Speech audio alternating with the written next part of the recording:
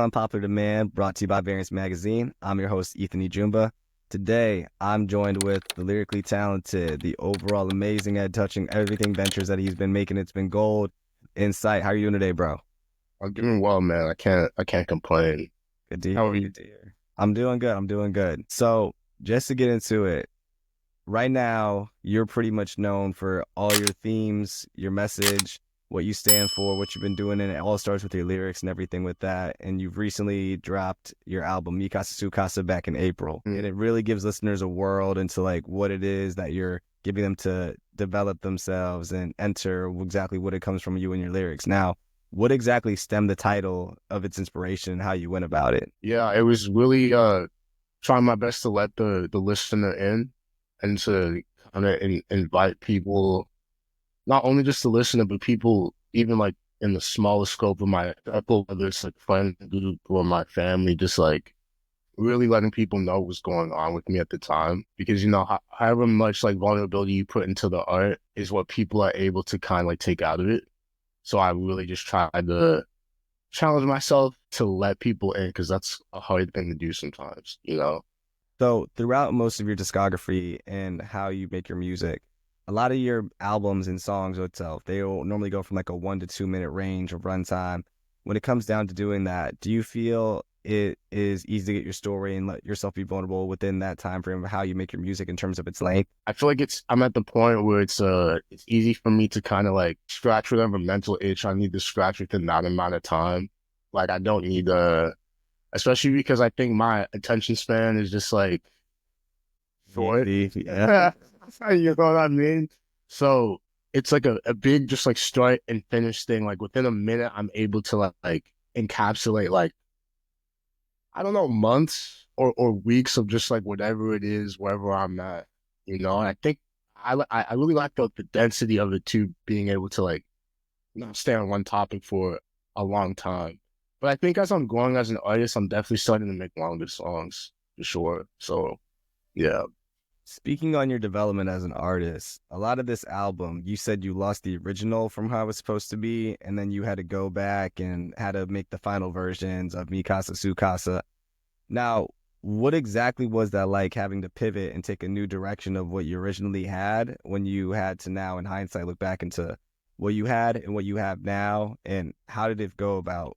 Yeah, I just like lost the laptop that half of the songs were on, and I really thought it was over. I was like, damn. Luckily, man, I had like community with me, and I had people where I could go into a studio with my man Blake, and we mastered what we couldn't master. I got a new laptop, and then I made like a new section of songs on that laptop. So I was like Truth Serum, Lady, were all on the new laptop, but then like the originals were like Venus and Serena, Dharma, Black Andromeda. It was tough, man. But like, everything happens for a reason. Like I try to just like kind of keep faith and try to see it as a sign, maybe just like, okay, It happened for a reason, basically. it happened for a reason. And looking back, it definitely happened for a reason because I lost a lot of music. I can't lie, but it's not entirely up to me sometimes. And then speaking on having that support group of how you got through it, exactly how did having that community help benefit you? Like what exactly was it that you were hearing from your peers, your collaborators, and just how did they help support you through that? Because that's hard. That's like losing a whole like child in a way when you're so Oh, close in touch with your music. yeah, man, making an album, it's like, yeah, that's my baby. So losing it definitely sucked. But it was sick, I guess, having people who felt the same way as I did. Like I would tell them like, I think I just lost my laptop. Like, I think I just lost my music. And they were like, no. They're like, no, because they have heard the music and they heard the album. They're like, just as upset as I was. So in that way, it was cool to like kind of be disappointed together and be solution oriented together versus it just being by myself. Of course, especially when you have other people that could understand and relate and have that Yeah. thing. Like if I lost my laptop, I'm initially thinking like my life's over. Like all the everything that's on it, everything that's there. I could lose my phone before I lose my laptop by far. Yes. Yes. It was, like I said, it was hard, but like, I think just knowing what was going on in my actual life too, and knowing how much the music meant to me, it was like, I think they knew like it was tough, but cornerstone of being a human being is just like persevering and adapting. So I think it worked out. And speaking on that, when it comes down to Mikasa Sukasa, for the Mhm. album of the themes that it has, a lot of it's based on your themes of how you're getting through depression and anything's an acts of life, and your personal matters and everything of that nature. When it comes down to now releasing it and putting it out and just having that cathartic, just therapy of release that's now there for you to look back on. How do you feel now in reverse, just seeing from like where you were at then to where you're at now? How does it feel in this chapter of what you've pretty much now entered in life as an artist?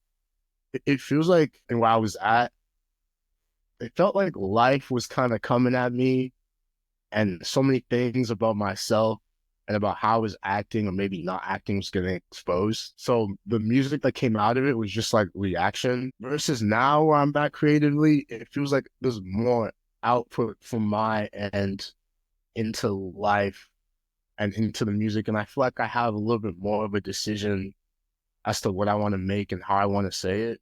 Versus Mikasa was just like, all this is happening at once and it's too much. Like I need to write. Versus now I can like with the newer stuff I've been making, it's so much more intentional and so much more just like being able to be on my feet and be relaxed and be like, this is what I want to write about and this is where I'm at. And it's still cathartic, but it's cathartic with maybe a little bit more intention and it's less panicky. And so, speaking on that, having the vision initially when you're producing everything yourself and you're sequencing every track by track and how it reflects on you as a person, as an artist, and exactly what you're giving to your audiences to take away from. How exactly do you go about when putting that together? Making a story itself or an album that is a story altogether, it's really hard to find out exactly where do the pieces fit amongst each other. You're almost trying to make it like a puzzle and trying to understand exactly, okay, this song blends well with this song, or this song will transition better into that. But how do you go about sequencing itself? And especially when you're doing the production work yourself, do you do it more like your production aspect is how you're going to sequence it based on the instrumentation? Or are you more so looking at the lyrical elements and themes that you're putting through there to make sure, okay, now that I just talked about that on this song, I want it to flow with this? Think with the sequencing, I think about it like duality, like each song, like you have a 10 track album. If you have 10 tracks, like within that album, I think there'd be what, 9 transitions, between each song. Yeah. So I think about it like 2 songs each, like this song one and song two play with each other. You know what I mean? They play Yeah. the energies, and then song two and song three do the same thing, and song three to song four do the same thing. Like you can't have one without the other. And I think about it like pace and tempo too. Like you could really switch the moment super quickly on an album, take someone here and then take them there really fast. So taking advantage of like keeping the listener on their toes. You try to think about it like a song. Like you want to stay captivated and stay engaged for the 30 minutes or 25 minutes or whatever it is. And also not being too hard on myself if I'm struggling with sequencing because sometimes the thing just isn't done yet. Sometimes you're trying to make the album, but you don't even know that you got to make a song like a month from now. You know what I mean? Yeah, And that goes to exactly. it not being up to you completely. So letting it flow naturally, and then I think eventually at least for me, you reach a point where you step back and you're like, yeah, this puppy's done for sure. This is like a full body of work. And then this album, you describe it as your home, being, of course, it's titled Mikasa Sukasa, and that you're sharing it with people in that sense, and that you feel that these things need to be addressed, and that you're trying to capture these sentiments and these moments and emotions throughout your music. Now, when doing that, from not just the writing aspect or the producer aspect, what exactly do you feel helps you connect and have that overall relationship to be established with those listening? For example, if me listening to your album, what exactly do you try to focus on to give us that connection in terms of like what exactly you're saying throughout your music and how it is for your listeners to receive it? Exactly how do you try to set that message? I think the foundation of that is like understanding the connection and relationship with myself and being honest with myself because that's where it all really starts. I think naturally, if I do that, then the listener can kind of pick up on it. If I'm being honest and I'm being vulnerable and I'm writing and recording this music and it's just me and I'm really looking at myself in the mirror and analyzing my life and my decisions, whether it's for the good or for the bad, I trust that the listener can pick up on that. You know what I mean? Especially with me, Mikasa, like I said, because it was so cathartic and because life was coming at me so fast and it enjoyed me so much. I think the audience can hear that in the music versus as I'm growing creatively and I'm not in that space anymore where it's like so go, go, go, and I'm so confused. Like I'm able to really sit down and be like, this is a song, but I'm also understanding that I'm talking to somebody. So let me lay down some like, let me give you some game or some advice or some like, I'm big on just like, yo, let's do it together, to be honest. Like, this is a relationship, you know, artist to listener. Let me be a little bit more intention about how I frame my wording and maybe not be as selfish as I was on Mikasa. Mikasa is like a very selfish project. Do you feel it was easy to make being more selfish, or do you feel like it was easier when you're making an unselfish project? Because now it kind of takes away from writing, having it's like almost like having a conversation with yourself, like you said, instead of having just storytelling about anything. Because now you're speaking from your own personal aspect. Yeah, the projects, Mikasa's almost like eavesdropping in terms of the listener. Like, you're really getting like the deepest explorations of myself. Because I mean, you could tell a story, you could talk about it all the time, but when it comes down to putting it to music, you're just trying to now.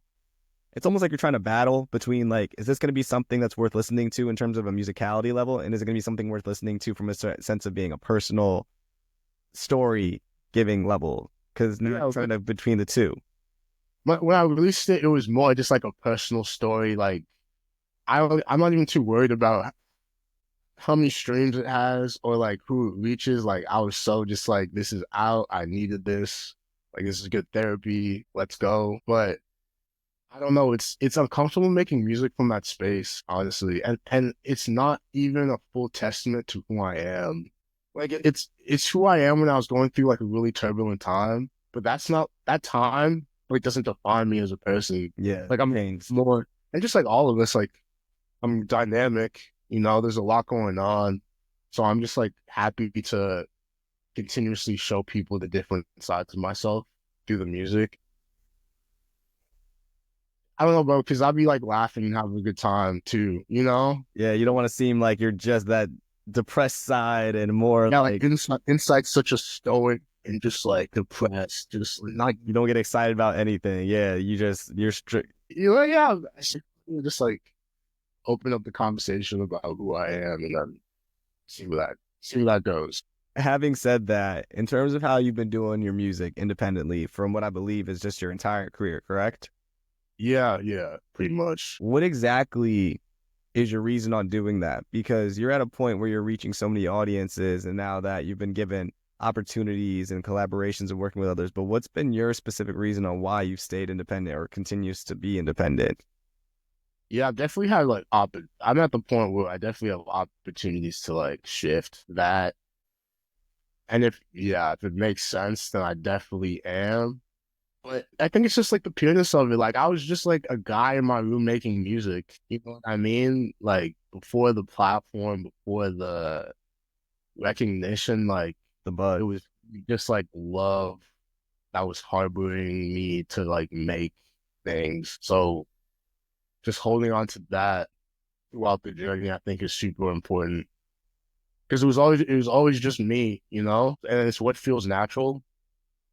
So I'm just gonna continue to do what feels natural, what feels comfortable, and like whatever comes with that in the future, I guess I'm just gonna take on at the time.